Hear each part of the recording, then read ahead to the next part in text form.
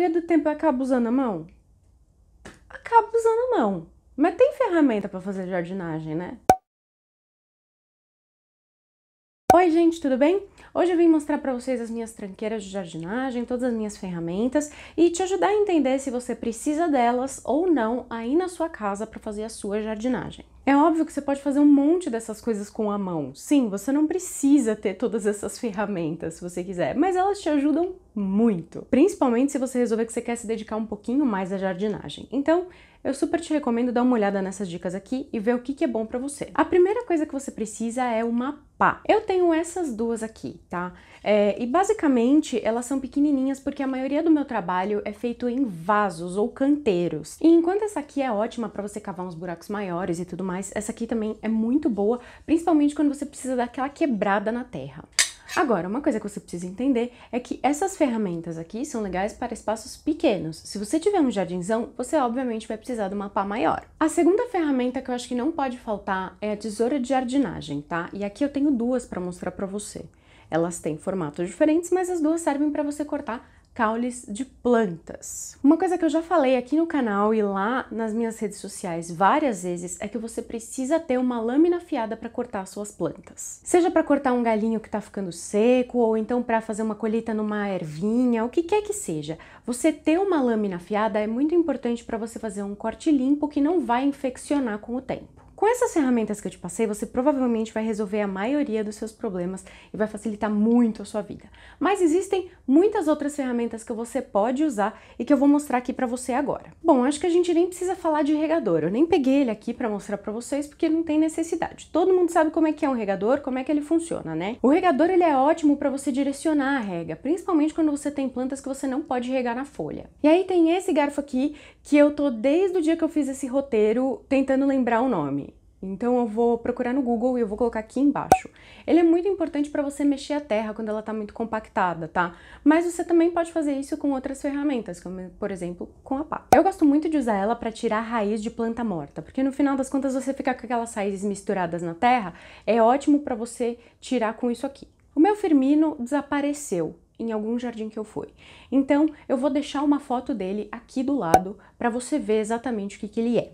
Basicamente, esse garfinho ele foi feito para você tirar as plantas daninhas junto com a raiz. Porque às vezes quando a gente puxa com a mão, a raiz fica e aí vai crescer de novo aquela planta daninha. Então você pode pegar ele, espeta na terra e faz assim, esse movimento. E aí vai sair a planta com a raizinha e aí você não vai ter mais problema com essa daninha especificamente. É sempre bom lembrar que assim, qualquer terra hoje em dia basicamente vai vir com alguma sementinha no meio e aí você vai acabar tendo uma ou outra planta daninha mesmo que você tenha comprado a terra na loja e tudo mais. Então pode ser importante você ter um firmino por aí para tirar elas do seu vaso. A próxima coisa que a gente precisa ter, principalmente se a gente tiver alguns arbustos mais lenhosos e alguns troncos um pouco mais grossinhos, é uma serra. Essa minha serra aqui, eu uso muito pouco no final das contas porque eu não costumo ter esse tipo de planta para trabalhar. Por isso que ela tá com essa cara toda bonitinha, olha que beleza. Mas se você tiver, por exemplo, uma arvoreta ou então um arbusto, às vezes você tem aquele pezinho de louro, você tem um pé de alecrim que já tá maiorzinho,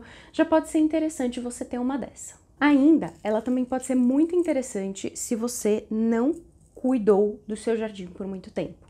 Ou se você pegou um jardim descuidado ali no meio do caminho. Isso porque você vai precisar tirar galho seco, vai precisar tirar pedaço de tronco que não tá legal, pedaço de caule que não tá mais bom, planta que morreu, e isso aqui acaba ajudando bastante nesse caso. Então, se você precisar fazer uma poda mais intensa, eu super te recomendo. Ou então, arranje uma tesoura maior, também pode ser. Em seguida, eu vou falar do borrifador. E eu peguei esse fofinho aqui, mas pode ser daquele que você aperta assim também, tá?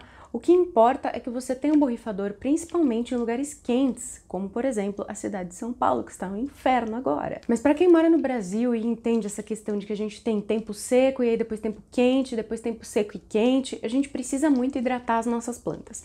E um borrifador nessas horas é uma ótima ideia. O borrifador também vai ser ótimo se você precisar espalhar algum pesticida, algum produto nas suas plantas, tá? Sempre bom lembrar que existem plantas que não devem ser borrifadas, principalmente as suculentas, tá?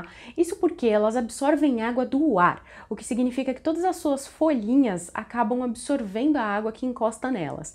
Se você borrifar, você pode acabar afogando a sua suculenta. Bom, gente, eu acho que essas são as ferramentas que eu mais uso e que eu acho que vocês podem fazer uso aí na casa de vocês, que vai ser bem interessante, tá?